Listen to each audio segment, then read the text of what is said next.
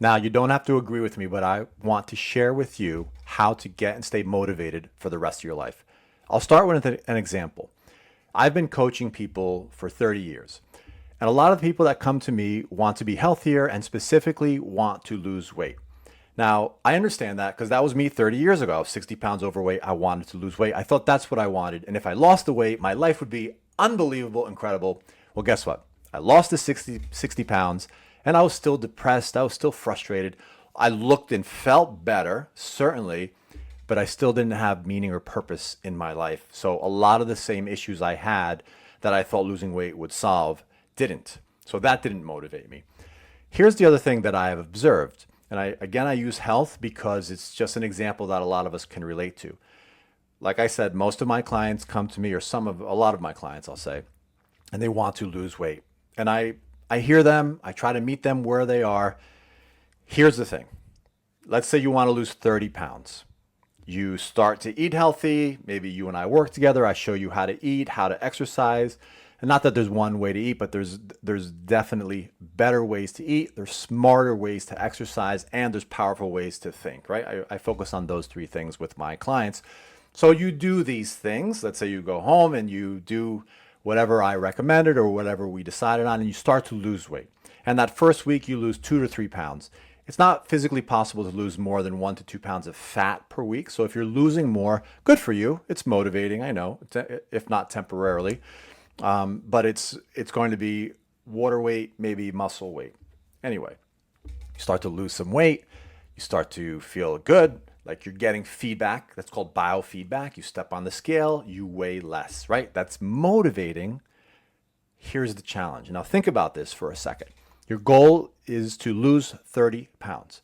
You lose after a couple of weeks, you lose 5 pounds and then 10 pounds and then 15 pounds. And then you're getting closer. You're inching up to that 30 pounds and you're excited. Your clothes are fitting better. Maybe you went out shopping and maybe you are just doing things you haven't done before. Here's what I have observed, and you can look at this in the psychology. Losing weight is extrinsic motivation. It's something outside of ourselves.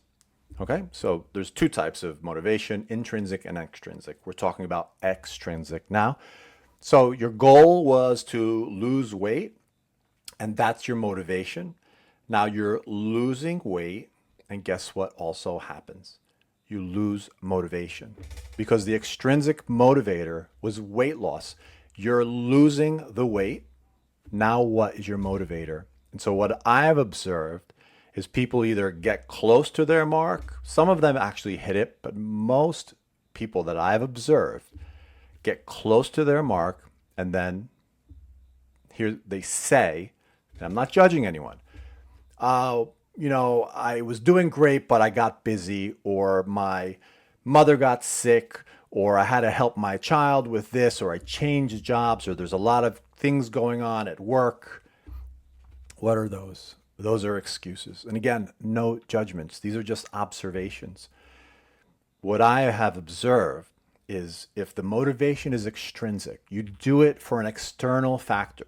You do something, let's say at work, because your boss says you have to, or it's the company goal, or we want to sell this many widgets by this amount of time, and if you do that, you'll get promoted. That's all extrinsic motivation, and that we can be motivated. That could be positive, literally at work, you do a certain job and then you get rewarded financially, or you get rewarded socially. You get acknowledged. That's one of the number one complaints of employees, by the way, that they don't feel appreciated or acknowledged by their company or their superiors, right? So that's something to keep in mind. And if it's health, again, it's, I've started to lose that weight.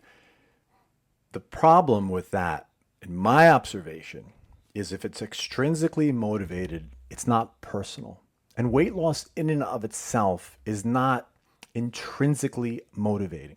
Even saying to someone, I'll explain it this way, they know they should be healthier. They know if they eat healthy and exercise, they're going to lessen the risk of disease. How powerful and motivating is that?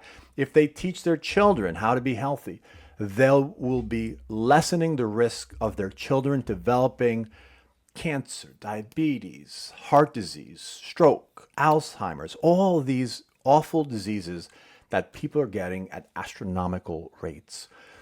But here is again, you don't have to agree with me. My observation is to tell someone to eat healthy because you'll prevent disease is extrinsic motivation. It's not intrinsic. It's not a personal reason. Here's what I have observed. Here's what's worked for me.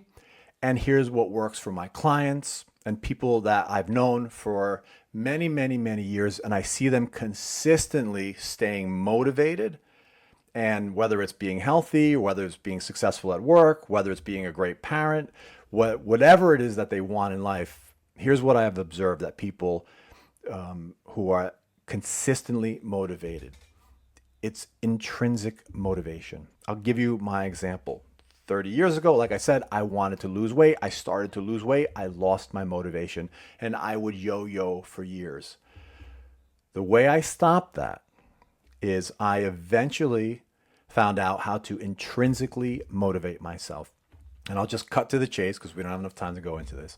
The way I intrinsically motivated myself was to go to seminars, to read success books, to study psychology, to work with mentors, to find out what was the purpose of my life. Like, what do I want?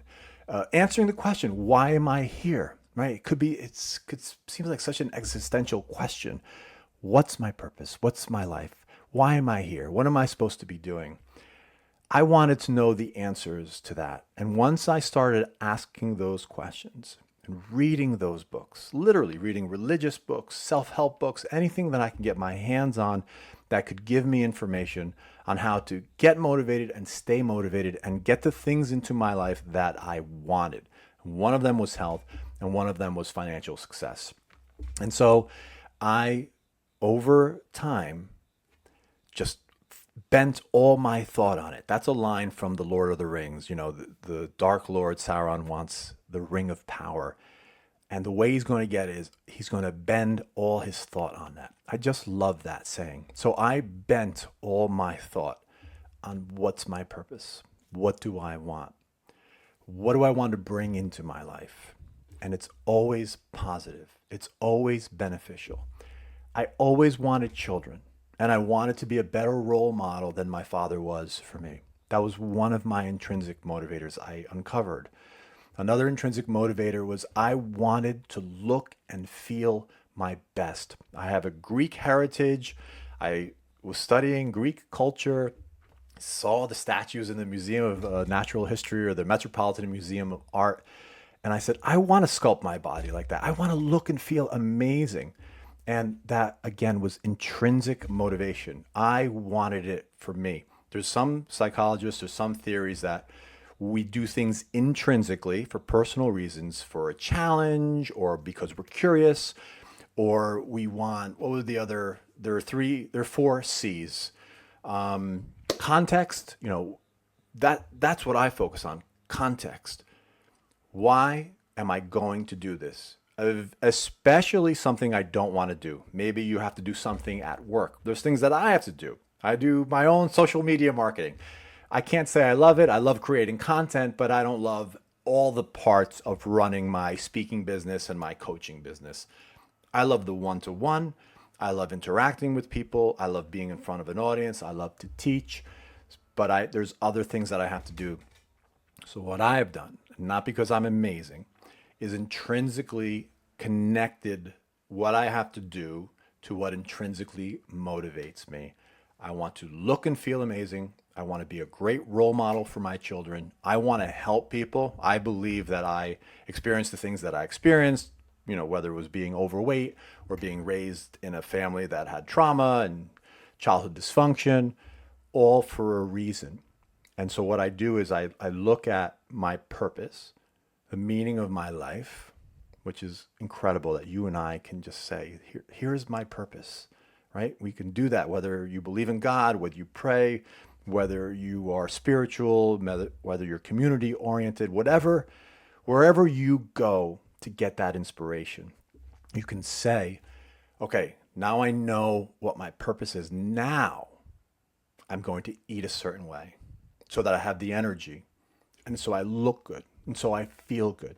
And so I have confidence. So I can literally walk into any room and feel a sense of confidence. Now, don't get me wrong. We all have I'll speak for myself. I still have social anxiety. I can be driving somewhere to a meeting and start to get panicked. What if they don't like me? It still happens. And I think it happens to everyone if we're honest. And then what I just do is shift to that intrinsic motivation. I'm supposed to be at that meeting because I'm supposed to either contribute or say something or learn something, right? That's that part of that, the four C's, the curiosity part of that, right? What can come of this event? So what I've observed, again, to get focused, is the people that have for long terms become and stayed motivated and become and stayed healthy, whether it was losing weight or running marathons or whatever it is. When I talk to them, I find an intrinsic motivator. They have a personal reason for why they do what they do. I share with my 16-year-old son. His mother and I both want him to do well in school. And I just say, look, do well in school. It's important because it's going to open up doors for you. I also say to him, do it for yourself. And I don't mean that in a selfish way, but do well in school if it makes sense to you so that you can benefit in your life. Don't do it because a teacher tells you.